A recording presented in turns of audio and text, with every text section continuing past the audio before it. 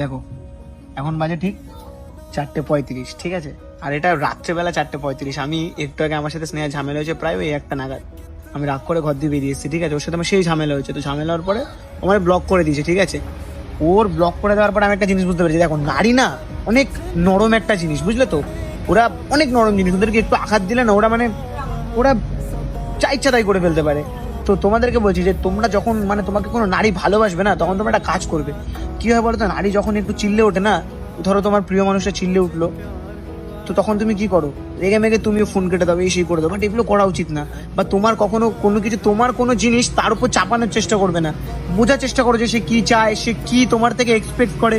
একটা মেয়ে না কিছু চায় না, বাস এইটুকুনি চায় যে যেই পুরুষকে সে ভালোবাসে সেই পুরুষের যেন তাকে বোঝে, তার মনের কথা যেন বোঝে।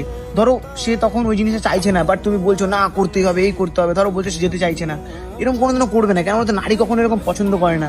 তাকে আদর যত্নে ভালোবাসা দিয়ে তাকে একটু বুঝে রাখবে, সে সারা জীবন থাকবে। আমার সাথে এখনো কথা হয়নি, 4:36 বাজে, আমার ব্লক করে দিয়েছে। আমি জানি না কালকে সকালে খুলবে কিনা। তো গাইস এইটুকুনি প্রে করো যেন আমার সে ব্লক খুলে দেয়, আমাদের সম্পর্ক আগের মতন আবার ঠিক হয়ে যায়।